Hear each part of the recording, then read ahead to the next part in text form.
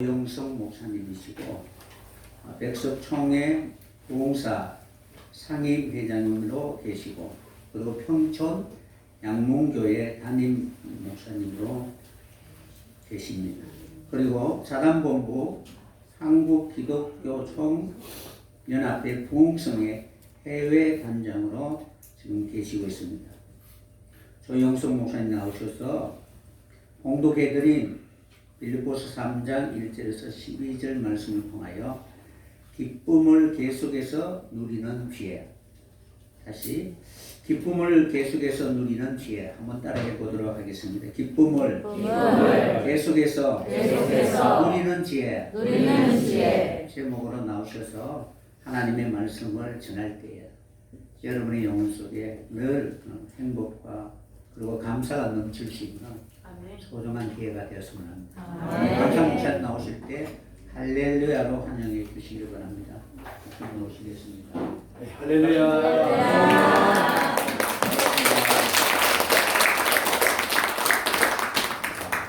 거창하게 소개해 주셨는데요. 거창한 사람은 아니고요. 하나님의 은혜 가운데 교회를 세우고 지금도 복음을 열심히 전하는 것 같습니다. 오늘 우리 반주하시고 또 이렇게 같이 찬양 인도해 주시는 거 보니까 요즘 젊은 세대들이 그러더라고요. 우리 지금 시대를 가리켜 말하기를, 저 또래를 가리켜 말하기를 나때라고 했습니다. 나때. 무슨 때요? 나때. 왜 나때라고 했을까요? 예? 젊은이들과 대화 가운데 보면은 나의 때를 자주 말한다 해서 나때라고 했다. 나의 때, 과거에 내가 자라면서 성장 과정 중에 보릿고개를 이야기하고 등등의 이야기를 하면 젊은이들이 듣기 싫어서 나 때 이야기 그만하세요. 할렐루야. 여러분 요즘 커피숍들 많이 다니십니까? 나 때에 대한 얘기를 제가 잠깐 드렸는데 어느 할머니 한 분이 이제 주민센터죠. 주민센터에 가서 거기 안내위원 있잖아요. 안내가 있습니다. 안내가 할머니 어떻게 오셨습니까? 이렇게 물었더니 그 안내하는 사람이 이제 그렇게 물었죠. 그때 할머니가 말하기를 저희 할아버지가 돌아가셔서 사망신고하러 왔다고 그랬더니 거기 안내하는 사람이 이 초보자였는가 봐요. 할머니에게 말하기를 본인이십니까? 그렇게 물어봤습니다. 그러니까 할머니가 그 본인이 꼭 와야 됩니까? 그렇게 물었습니다. 그랬더니 아마도 그럴걸요? 그랬어요. 그러니까 할머니가 하는 이야기. 아니 영감탱이가 살아서 있을 때도 나를 지지리도 속썩이더니 살아있을 때 사망신고 해놓고 죽었으면 이런 여러분 땅에 산 날 동안 우리가 사람들을 위해서 괴롭힘을 당하는 사람의 소리를 듣지 않고 땅에 사는 날 동안 많은 사람들이 기억 속에 좋은 사람으로 기억되어지는 저와 여러분 되길 소원합니다. 아멘. 기쁨을 계속해서 누리는 지혜란 제목으로 같이 은혜를 나누도록 하겠는데 계속해서 기쁨을 누린다는 것보다 더 좋은 게 어디가 있겠어요? 그러니 물질이 우리에게 기쁨을 계속해서 줄 수가 있습니까? 아니면 내가 교회 가운데 헌신하고 봉사하는데 그것이 나로 늘 기쁘기만 하더냐 그렇게 제가 묻습니다. 뭐 저희도 교회를 개척하고 이제 제가 교회를 한 11년 정도 개척 교회로는 11년 정도 하나님 은혜 가운데 감사하게도 평촌이라는 지역에 교회를 구입하고 지금은 잘 성장하고 있습니다. 너무 감사한 것은 제가 목사님 교회를 개척할 때 부목사로 사역하고 남서울 중앙교회에 있다가 이제 부목사로 사역했는데요. 부목사로 나갈 때 합동 측에서 대신측으로 나갔어요. 온전히 대신 측에 있는 교회 목사님인데 봉사 목사님이셨어요. 이 목사님이 주일 예배 외에는 교회에 서실 시간이 없어요. 얼마나 바쁘신지. 그래서 주일 오후 예배, 수요 예배, 금요 기도회, 그리고 새벽 예배. 목사님들이 많이 계세요. 많이 계신데 제가 담임 목사님보다 나이가 2살이 많았어요. 늦게 제가 신학을 해두고 그리고 이제 교회에 이게 사역하게 되어져서 나이를 담임 목사님보다 제가 2살이 많았는데 그래서 부임에 가자마자 목사님이 제게 수석 부목사 자리를 주셨어요. 많은 목사님들 가운데 설교를 제가 다 했죠. 새벽 그리고 말씀드린 대로 주일 날 외에는 제가 설교를 다 한 거예요. 얼마나 많은 훈련을 받았는지 몰라요. 그래서 이제 거기서 훈련을 그렇게 받는데요. 목사님 늘 강단에 서서 말씀하시기를 주일 본예배 설교할 때마다 부목사들은 그래서 한 번씩 까는 거예요. 뭐라고 하느냐? 단임 목사 발뒤꿈치도 못 따른다. 그러니 그 말을 들을 때마다 얼마나 마음에 상처가 돼요. 나도 목사인데 나뿐이겠습니까? 음악 목사 있고 뭐 주일학교, 중고등부, 청년부 다 이제 파트마다 목사님 계시거든요. 그런데 그 말을 할 때마다 사실 까놓고 그냥 기분이 꽤 나빴어요. 아니 단임 목사만 목사냐? 마음속에 그런 마음이 들었거든요. 봐라 나도 언젠가 개척할 거다. 내 마음에 칼을 갈았죠. 칼을 갈고요. 새벽 시간에 설교하고 수요일날 설교하고 금요일 설교할 때마다 그냥 성경을 뚫어지라 봤어요. 왜냐하면 단임 목사님 하신 그 말씀을 들을 때마다 기분이 안 좋아서 나도 가서 담임할 테니까 담임하려면 말씀을 알아야 되잖아. 그러니까 시간 만나면 성경 보고 있는 거예요. 교회 사무실에서도 출근하면 성경 보고 집에 가서 성경 보고 하면서 성경을 계속해서 봤습니다. 그렇게 하기 시작했을 때 하나님께 내게 은혜를 베풀어 주시는데 성경이 살아 움직이더라고요. 말씀이 살아 움직이는 거예요. 아, 됐다. 그리고 내가 이제 담임 목사님한테 이런 말씀을 드렸어요. 목사님, 제가 이제 교회를 개척해야 될 것 같습니다. 그랬더니 왜 그러냐 그렇게 물어보더래요. 그래서 하나님 내게 말씀 주셨는데 말씀이 살아서 움직여요. 그랬더니 그러면 개척을 하셔야죠. 그렇더라고요. 그래서 담임 목사님이 그러면 목사님 개척할 자금은 있습니까? 돈은 있냐고 말이에요. 그래서 지금 사택에 들어가 있는 보증금 700만 원 있습니다. 그랬더니 그거 어떻게 교회를 개척하냐? 그래서 해보겠습니다. 그랬더니 교회에서 뭘 도와주면 좋겠느냐 그렇게 이야기하셔요. 그래서 도와주지 마세요. 그랬어요. 도와주지 마세요. 제가 지금 58년 개띠거든요. 58년 개띠, 유명한 58년 개띠인데 11년 됐으니까 만만치 않은 나이에 교회를 개척하잖아요. 그때 교회를 개척하는데 제가 고향이 전라도 광주고요. 제 사모는 부산이에요. 영호남이 만났는데 서울 쪽에서 이제 이렇게 훈련을 받고 또 서울 쪽에서 이제 가까운 곳에 안양 평촌에 교회를 개척하게 되어진 상황을 보면 전혀 연고가 없습니다. 나하고는 친인척 하나도 없고요. 제게는 오직 무남동네 외동 딸 하나 딱 있었어요. 딸 하나고 소희가 개척을 한 거예요. 700만 원을 가지고. 목사님한테 도와주지 마세요 그랬더니 알았다고 그러시더라고요. 그러면서 제가 목사님한테 한 가지 제의를 했습니다. 목사님, 그때 황수관 박사가 살아있을 때 제가 교회에서 제가 주도를 해서 이 전도 집회를 한번 하겠습니다. 그랬더니 그렇게 하세요 그러더라고요. 그러니까 이제 교회를 그 타임만큼은 내게 주신 거예요. 그래서 제가 칼을 갈았습니다. 하나님, 내가 개척하려고 하는데 이 교회에서 은혜를 끼치지 못하면 뭘 가지고 개척하겠습니까? 돈이 있습니까? 나이가 젊습니까?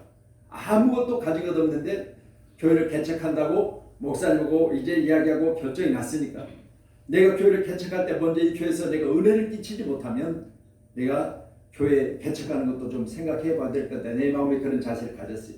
그리고 이제 개척하기 전에 한 가지만 더 제의하겠습니다. 뭐냐 그랬더니 내가 영혼사랑 전도 축제를 한번 할 테니까 한 주간을 제게 주세요. 그랬더니 그렇게 하라고 그러더라고요. 그래서 이제 그때부터 한 달을 정해놓고요. 새벽 시간 저녁에 9시 새벽에는 예배 어차피 드리니까 새벽 시간에 영혼사랑 축제를 해서 기도를 했어요. 한 달 동안. 그리고 저녁에는 9시에 별도로 모여서 지금 이 전도를 위해서 특별히 성도들 모여서 함께 기도를 시작합니다. 그리고 한 일주일 정도를 남겨놓고요. 제가 교회 차 위에다가 스피커를 달았어요. 그리고 이제 다른 부목사님한테 운전하라고 제가 옆에 앉아서 다니면서 저녁 9시 기도회가 끝나면요. 그 시간에 한 9시 한 40분 정도 될 거예요. 거의 10시가 다 돼서 마이크에다가요. 이 스피커에다가 이제 음향장치를 해가지고 차를 돌면서요. 동네방네 다니면서 떠들었어요. 그때 강사가 누구냐? 황수관 박사예요. 황수관 박사를 모시고 우리 교회에서 이웃사랑 초청장치를 합니다. 그리고 이제 막 동네방네 떠들고 다녔어요. 일주일 동안. 그랬더니요 집에서 그 시간 되면 다 실시간 아니겠어요? 10시 다 된 시간에. 이게 안 듣는 사람이 없는 거예요. 동네 사람들이. 그랬어요. 그렇게 쫓아다니면서 열심히 했고 드디어 날이 되었습니다. 근데 비가 막 억수같이 쏟아지는 거예요. 황수원 박사 이제 사무관님 뭐라고 주일날 시간이 다 돼가는데 연락이 왔냐면 비가 너무 많이 해서 못 가겠대. 그런 제가 그랬죠. 아니 누구 잡을 일 있냐. 나 지금 한 달 동안 새벽 저녁 기도하고 일주일 전부터는 차 위에다가 스피커를 달고 동네방네 떠들고 다녔는데 누구 빵꾸 날 일 있냐. 그러면서 헤엄을 쳐서라도 오라고 그랬어요. 그랬더니 왔어요. 왔는데요. 그 교회가 개척되어지고 그 교회가 생긴 이래로 가장 많이 모였습니다. 아멘. 그렇게 비가 쏟아지는데 얼마나 모였느냐. 등록자만 1000명이 넘었어요. 입구에서 등록 노트를 가지고 등록한 인원만 1000명이 넘었어요. 등록 안 하고 온 분들도 있을 거 아니겠어요? 엄청나게 왔습니다. 기본 성도들하고.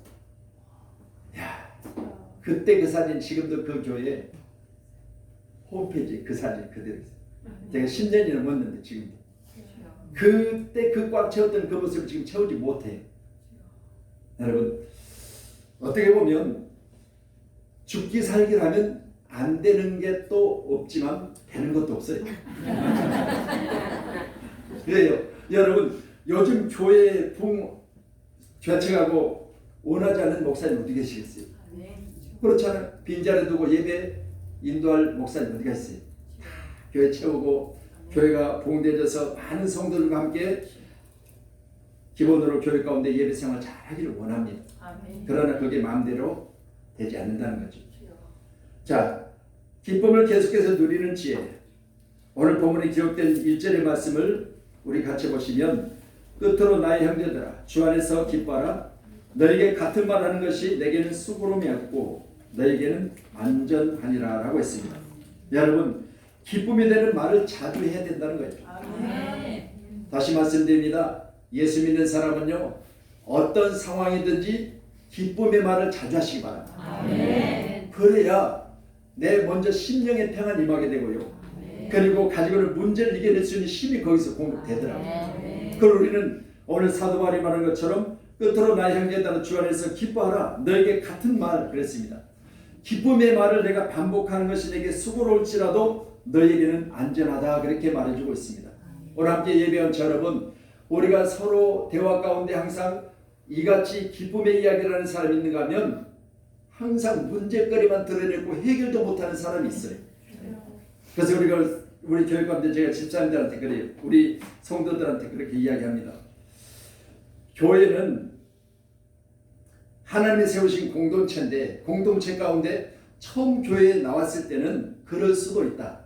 그렇죠. 세상에서 살다가 세상에서 가지고 있는 습관들이 그지고 그대로 가지고 교회에 들어오니까 말이나 행동이나 모든 부분에서 세속적인 이야기들이 그대로 입을 통해서 전해질 수가 있다. 그렇지만 일정 기간 동안 교회 안에서 믿음 생활하면 마땅히 스승이 돼야 될 텐데 그때도 어린아이처럼 젖이나 달라가고 여전히 말하는 그 음성과 그리고 말하는 그 태도와 말하는 여러 가지 그 말하는 내용을 살펴보면 세상에 있는 것처럼 그렇게 똑같이 말하면 되겠느냐.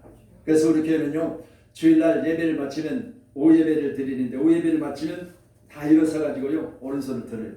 오른손을 들고 젖병을 떼자고 외쳐요. 여러분 어린아이는 단단한 음식을 못 먹지요. 어린아이는 젖병만 들고 다니면서 먹여줘야 되는 상태를 어린아이로 그래요. 이거 보세요. 신앙생활을 오래 해가지고 스승이 돼야 될 텐데 어린아이처럼 젖병 들고 다니면서 고집사님 고자지르다 시험 들었습니다. 그럼 고집사님 신방 가요. 뭐 갖고 가야 돼? 젖병 갖고 가야 돼. 젖병 갖고 와서 시험 든 그 고자질하다가 시험 든 젖병 쭉쭉쭉 먹여주고 돌아오면 또 우리 강구사님 그래 목사님 이 집사님 이간질하다가 시험 들었대요. 젖병 빨리 삶아. 또 조금 갖고 와요. 여러분, 이같이 교회 가운데는 수없이 많은 일들이 반복되지는 속에서 교회가 성장하잖아요. 그러니 기쁨을 계속해서 누린다고 하는 것은요, 여러분 서로 대화 가운데 항상 기쁨의 말을 많이 하셔야 돼요. 성경 4절 5장 16절은 뭐라고 말합니까? 항상 기뻐하라. 여러분, 이게 그리스도 예수 안에서 너희를 하시는 뜻이라고 그랬잖아요. 항상 기뻐하라, 쉬지 말고 기도하라, 범사에 감사하라. 이 세 가지는 하나님 뜻이래요. 여러분, 그렇다면 우리가 항상 기뻐할 수만 있는가라고 제가 묻습니다. 여러분, 오늘 교회 나와서 이야, 여기가 천국이다. 우리 목사님 계시고, 우리 원로 목사님 계시고, 담임 목사님 계시고, 야, 여기가 천국이야. 얼마나 좋아. 여러분, 그렇게만 여러분이 사신다면 신앙생활 잘 하시는 거예요. 그런데요, 지금 여기 와 계셔도요, 아이고, 집에 오늘 반찬을 조금 더 잘해놓고 왔어야 되는데, 또 와서 또 집에 와서 또 투정 부릴 건데, 별 생각 다 하시죠? 문은 닫고 왔는 건지, 아니면 내비에 끓여놓은 그것은 불을 끄고 왔는 건지, 마음은 집에 있고요, 몸만 여기 와 있는 분도 계세요. 여러분, 우리가 기쁨을 계속해서 누릴 수 있다는 건 교회 안에서 온전히 저와 여러분의 마음을 여기다 내려놓으셔야 돼요. 그러려면 여러분, 빌립보 4장 4절 주 안에서 기뻐하라고 했죠. 어디서 기뻐하라? 주 안에서. 다시 말하는 기뻐하라 그랬어요. 주 안에서 기뻐하라. 여러분이 교회 나올 때는요, 여러분의 모든 것을 주 안에 내려놓으셔야 돼요. 그렇지 않으면 교회 와서도 일부분은 딴 데가 있어요. 여러분, 그러니 오늘 말씀을 보시면서 주 안에서 여러분이 기쁨을 회복하시기를 바랍니다. 이게 우리가 살아야 될, 우리가 살면서 우리의 삶이 반드시 주 안에 있어야 돼요. 주 안에 없으면요, 말씀을 우리가 살펴보면 빌립보서 기록된 말씀을 기록할 때 사도 바울은 어디 있었어요? 옥중에 있었잖아요. 옥중에. 그래 보세요. 옥중에는 그가 세상에 있는 자유인들에게 말하기를 기뻐하라고 그렇게 편지를 써서 전하고 있는데, 오늘 우리가 이 말씀을 그대로 해석하면 너나 기뻐하라. 그렇잖아요. 아니, 옥중에서 갇혀있는 상태에서 그것도 깊은 옥에서 밤이 쭝쭝 되었는지도 모를 정도로 실라와 바울이 여러분 기도할 때 보면 밤쯤쯤 되어 그렇게 기록하고 있어요. 그러니까 보세요.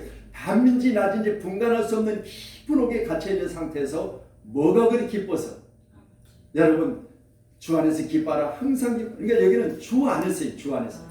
여러분, 거기가 감옥일지라도 거기에 주가 함께 계시면 기쁜 것이요. 오늘도 예배드린 저와 여러분이 주 안에서 날마다 기쁨을 회복할 수 있는 축복의 사람이 되기를 소원합니다. 계속해서 누릴 수 있는 기쁨은요, 생활 속에 있는 것이 아니라 예수 안에 있어요. 우리 생활은 수없이 나를 넘어지기도 하고 슬프기도 하고, 여러분 나의 삶을 붙들어서 내가 나가고자 하는 것을 나가지 못하도록 만드는 일들이 세상 가운데 수없이 반복돼요. 그렇지만 우리가 주 안에서 늘 기쁨을 가지고 있으면 그것들이 내게서 하나씩 하나씩 소멸되고 말더라고요. 그러니까 보세요. 똑같은 환경이랄지라도요, 기쁨으로 그 환경을 이겨내는 사람이 있는가 하면 그것 때문에 고통스러워하고 힘들어하고 늘 못 살겠다 하는 사람들이 있어요. 그 사람은요, 일생 동안 못 살겠다 하다가 못 살고 죽어. 그렇지만 저같이 아무것도 없이 700만을 가지고 교회를 개척하면서 하나님이 축복하실 것이다, 반드시 하나님 역사하실 것이다, 그런 믿음을 가지고 목사님 저 안 도와주셔도 됩니다 라고 했을 때 하나님께 도우시더라고요. 어떻게 도왔느냐? 제가 교회를 개척할 때, 교회 개척할 때 딱 성대는 이만큼 했어요. 저 뒤에를 지금 막아가지고요, 우리 딸 하나라고 있죠. 이제 딸 하나가 그때 당시 한 23 정도 됐을 겁니다. 뒤에 이제 결혼 안 했을 때. 그래서 서희가 맨바닥에다가 돗자리를 깔고 서희가 3년을 기도하면서 교회를 개척하고 날마다 전도를 했어요. 앞에 나가서 파라솔처럼. 그러면요, 겨울 되면 얼마나 추워요. 올해 추위는 너무 따뜻한 것 같죠. 근데 그때는 그렇게 추웠어요. 없으니까 더 추웠어요. 11년 전이니까. 3년 동안을 그렇게 길거리에 나가서 겨울이고 여름이고 봄이고 가을이고 오직 서희 전도를 했습니다. 파라솔 쳐놓고. 그럴 때 한 분 한 분 성도가 드러나기 시작합니다. 그리고 저 뒤에 그렇게 칸을 막아놓고 이제 서희가 자고, 그런데 겨울이 되면 막 유리가 얼어가지고 막 물이 실내에 막 줄줄 막 흘러내려. 바닷가 정건하게 젖을 정도로 이게 방 안 공기와 바깥 공기가 차이가 나니까 막 물이 줄줄 흐르는 거예요. 그렇게 추운데도 그렇게 무릎을 꿇고 새벽에는 자는 것보다 일어나서 기도하는 게 나아. 차라리. 그러니까 새벽에 기도하는데요. 처음에 개척했으니까 성도는 없지 새 식구가 기도하는데 앞에서 무릎을 꿇고 제가 주여 소리를 얼마나 외쳤던지 이 정도 되는 교회니까 창문 밖으로 그 소리가 나가니까 새벽 시간에 주변에 이웃들이요. 아니 저 교회가 무슨 교회인데 날마다 죽여달라고 저렇게 새벽만 주여 소리가 죽여 소리로 들렸대. 나중에 오셔서 그분들이 하는 이야기 저 교회 목사님이 얼마나 못 살겠으면 나 좀 죽여줘 나 좀 죽여줘 그 소리를 들리더래요. 그래서 도대체 저 교회가 어떤 교회인지 한번 가보고 싶어서 왔더니 그렇게 사분한 교회가 성장돼가지고 딱 3년 만에 교회를 샀어요. 700만 원 개척된 교회가 처음에 개척할 때 1,000만 원의 보증금에 월 90만 원 월세인데 성도 하나도 없는데 수입도 하나도 없잖아요. 그리고 90만 원이 어디가 나요? 전기세 거기다가 또 뭐 수도세 교회 유지관리비 등등이 필요하잖아요. 그러니까 월세만 90만 원 700만 원을 가지고 개척할 때 300만 원이 부족하잖아요. 그러니 건물 주인에게 계약을 하고 계약할 때는 700만 있으니까 계약했죠. 완불 날짜가 돼갑니다. 300만 원이 부족해요. 주인에게 사정을 했죠. 사실은 이래 해서 우리가 돈이 계획 중에 있었는데 300만 원이 지금 준비가 안 되고 있습니다. 좀 연기해 주시면 300만 원은 잘 준비해서 드리겠습니다. 그랬더니 보증금은 상관이 없대요. 월세만 잘 내달라는 거예요. 그렇잖아요. 보증금 1,000만 원 받아놓고 그분은 월세가 안 나올까봐 그걸 까내려고 보증금 받는 거지 300만 원 있어도 살고 없어도 사는 거예요. 월세만 꼬박꼬박 들어오면 되는 거예요. 그러니까 알았다면서 정말 월세 때문에 고민하면서 기도하는데요. 놀라운 일들이 일어나요. 월세가 낼 때쯤 되려면 나 죽여 소리를 듣고요. 와서 아니 새벽 시간에 11년 전에 세상에 새벽 시간에 봉투에 넣으니까 300만 원씩 들어있고 새벽 우리 성도도 아니고 이런 막 기적 같은 역사가 일어나는 거예요. 요즘은요 넥타이도 잘 안 써줘요. 우리 목사님은 다 있다고 생각하는 거예요. 제가 오늘도 우리 학교 이제 목회자 영성대 출발하면서 우리 목사님 몇 분을 제 차에 태우고 이제 갔거든요. 가면서 그랬어요. 목사님 저 어때 보여? 그랬더니 있어 보여 그러더라고요. 있어 보여. 그래서 우리 장로들이 이제 4분인데 우리 교회에서 오셔서 교회에서 다 장로 인정하셨어요. 장로님들이 늘 하는 이야기 목사님은 굶어도 굶는다는 소리를 안 하실 것 같고 목사님이 만약 굶어도 옆 사람이 목사님 굶는다는 생각 안 할 것 같아요. 항상 있는 것 같아요. 그래가지고 어디 집회를 가잖아요. 그러면은 목사님 큰 교회죠. 그러면 예, 큰 교회입니다. 얼마만큼 모이세요? 아, 그건 알 건 없고요. 그건 알 건 없고요.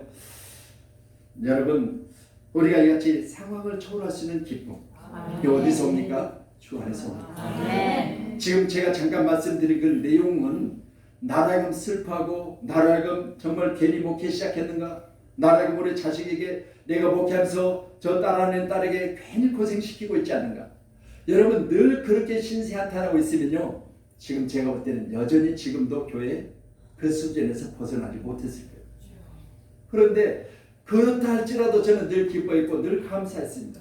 하나님 세상에 많고 많은 사람 중에 나 같은 자를 불러서 교회를 개척하게 하시고 개척 교회 가운데 함께 기도할 수 있게 하신 하나님 감사합니다. 감사합니다 할 때마다 하나님의 은혜를 베풀어 주시는 거예요.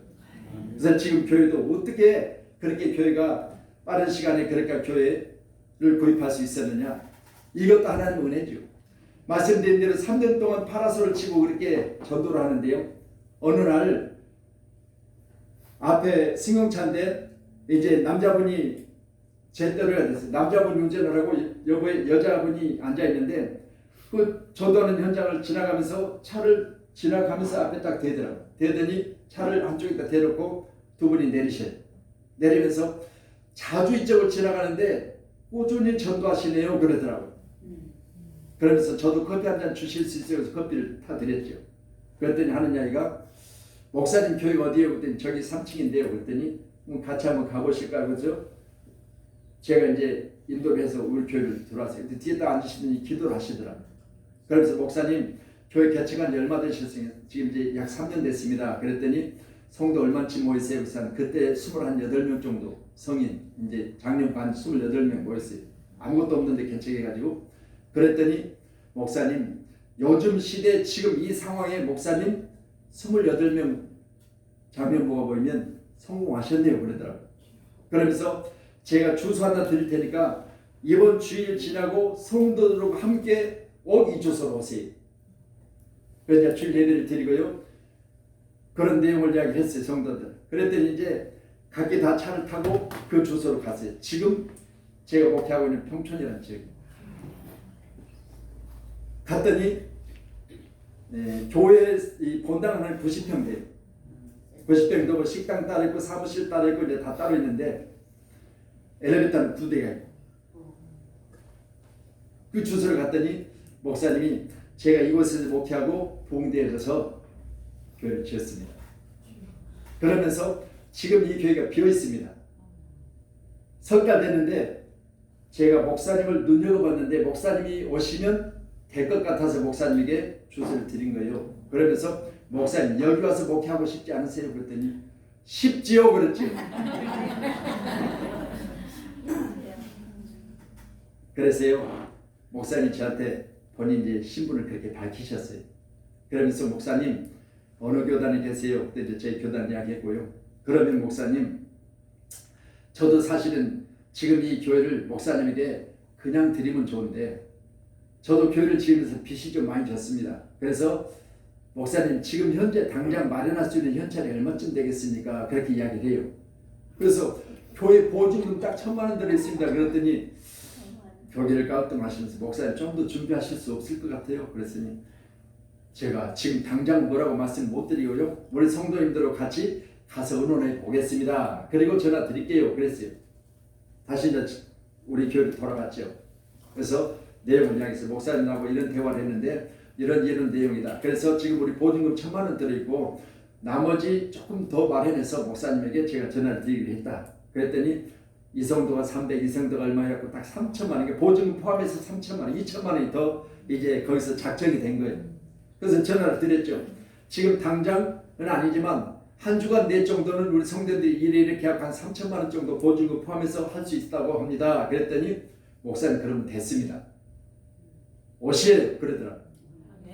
그래가지고 그때부터요 그 교회를 이제 이 교회 있으면서 다니면서요 다시 우리가 인테리어를 다 했어요. 성도들 손수. 지금은요 얼마나 교회가 오신 분마다 세상의 교회가 이렇게 이쁜 교회는 없대요. 우리 교회처럼 이쁜 교회는 못 봤대요. 그렇게 잘 해놨어요. 성도들이 다 손수했어요. 왜? 그때만 해도 말씀드린 대로 그렇게 없었기 때문에 정말 어떤 이 인건비를 지불할 만한 그런 상황이 아니었기 때문에 그렇게 해서 잘 지금 교회가 지금 부흥되는 과정 중에 있다고 제가 지금 우리 교회를 잠깐 소개를 드립니다. 시편 1편 2편의 말씀 보면 오직 여호와의 율법을 즐거워하여 그 율법을 주야로 묵상하는 자로다. 여러분 하나님의 말씀이 여러분 가운데 즐겁습니까? 하나님의 말씀이 여러분 가운데 즐거우면 여러분은 기쁨을 지속적으로 유지할 수 있어요. 그러니까 어느 때인가 내가 말씀 보면서 내 상황에 내 감정에 말씀이 보이면요 그때 여러분 기도하셔야 돼요. 여러분 감정을 조절하지 못하면 절대 기쁨을 오래 누릴 수가 없어요.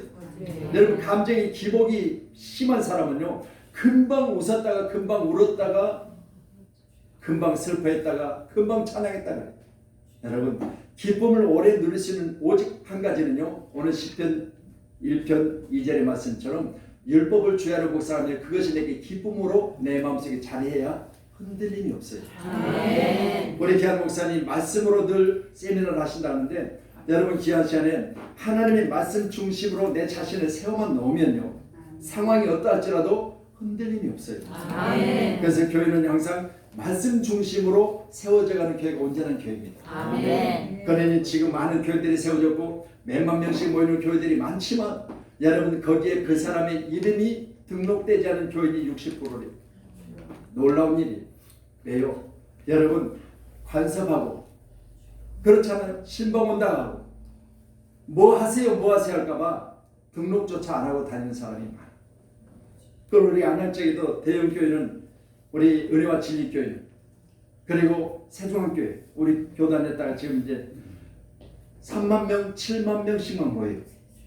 여러분 담임 목사님 기억 속에 3만 명, 7만 명의 이름이 기록되어 있을까요? 여러분 다시 말씀드립니다. 제가 요한복음 2장에 말씀 보면 예수님이 요한복음의 7가지 표적을 나타내신 첫 번째 표적이 가나의 혼인잔치. 그 혼인잔치에 거기에 초청된 예수의 어머니 마리아 그리고 예수님과 제자들 그리고 이제 많은 거기 초청자들이 있겠지요. 그러면 신랑이 지금 이 혼인잔치에 예수님 어머니 마리아 예수님의 제자들까지 초청할 정도면 보통 집안은 아니에요. 그렇죠? 그렇잖아요. 초청한다고 해서 오겠습니까? 아니 나 대통령 초청하고 싶어요 우리 교회. 오겠냐고요. 제가 초청한다고. 그렇잖아요. 예수님 초청한다고 예수님 아무데나 가십니까?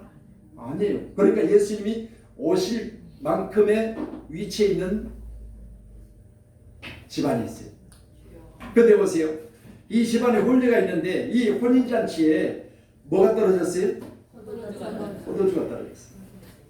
가장 먼저 포도주가 떨어진 사실을 알고 예수님께 부탁한 사람이 누구예요?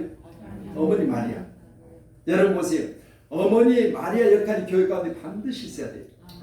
왜냐하면요 교회는 예배를 중심으로 해서 세워져 가는데 교회 가운데 예배를 드린 오늘 이제 이렇게 잔치를 하시는데 잔치 가운데 여러분 먹고 마시고 그걸로 끝나는 사람이 있는가 하면 잔치가 예비된 그때부터 기도하고 준비하는 사람이 있어요. 그리고 잔치가 마무리되었을 때까지 관심을 가지고 살피는 사람이 있어요. 바로 그 사람이 마리아. 보세요. 잔치 자리에 포도주가 떨어진지 안 떨어진지 하객들은 몰라요. 그렇지만 관심을 가지고 잔치를 전체를 보고 있는 사람이 어머니. 여러분이 교회 가운데 어머니 역할을 감당하시기 바랍니다. 어머니는 뭐가 부족한지 항상 신경이 거기 있는 거예요. 손님들이 뭐가 불편하지 않은지 거기 신경이 있는 거예요. 이 세우신 하나님 교회가요 반드시 어머니가 많이 세우셔야 돼요. 어머니. 그래서요 나는 교회에 예배 드리기 전에 먼저 나와서 충분히 기도하고 또 교회에 예배에 필요한 것들이 무엇인가 아니면 예배 가운데 있어야 될 것이 어디 있는지 이것들을 살피는 건 어머니 역할 그게 바로 여러분이 꼭 하셔야 된다. 그 두 번째는 여기 이제 돌 항아리 6개가 있었다고 그랬죠. 그 6개 돌 항아리에 물을 채우라고 하잖아요. 거기 하인들이 동원되잖아요. 그런데 보세요. 다른 성경의 하인은요 들레오라고 해서 다른 데는 종, 노예, 하인 이걸 갖게 들레오라는 언어 속에 내용이 있어요. 그러면 그 들레오를 여기는 쓰질 않았어요. 여기 하인들은. 여러분 종으로 팔려고 하인으로 팔려고 노예로 팔려는 사람을 시키는 것만 하면 돼요. 수동적이. 그렇잖아요. 그런데 지금 여기 예수님의 어머니 마리아가 포도주를 떨어진 걸 알고 예수님께 포도주가 떨어진 사실을 알려요. 그런데 내 때가 아직 안 되었고 나와 상관이 없다고 예수님 말씀하시는데 불구하고 이 하인들에게 마리아가 뭐라고 하냐? 시키는 대로 하라는 거예요. 그랬을 때 예수님께 나중에 뭐예요? 돌 항아리에 물을 채우라. 여기 돌 항아리는 약 420리터에서 740리터 정도 되는 대형 항아리. 이 뭘 담는 것이에요? 허들의 물을 담는 거예요. 여러분 제가 아프리카 이 선교를 다니면서 거기는 우리처럼 교회가 없어요. 이 마사이족들을 예배 드리는 건 교회가 없고 그냥 나무 그늘 밑에서 예배를 드리면 주일에 되면 거기에 몇백 명씩 몰려와요. 근데 어디서 오는지를 모를 정도로 그렇잖아요. 사막인데 아무것도 없어요. 집이라고는 소똥을 가지고 무덤처럼 재놓고 이렇게 기어 들어가요. 그게 소똥집이라고 그러는데 마사이들 여러분이 TV에서 보셨잖아요. 하체는 길고 상체는 작고 여러분 막 뛰면 막 그냥 막 3m씩 뛰어내요. 이런 사람들인데 그 사람들이 예배를 드리는데 아무것도 없는데 나무 그늘에서 예배를 인도하니까 물어보니까 막 4별씩 오는 왜냐하면 이 사람들은요 3일 정도 걷는 건 아무것도 아니에요. 왜냐하면 양을 치고 또 뭐 염소를 치고 할 때 막 한 달씩 두 달씩 밖에 나가서 있다가 양을 치고 돌아오기 때문에 뭐 3일 정도 걷는 건 아무것도 아니에요. 이분들이 그렇게 예배를 드리러 오는데요.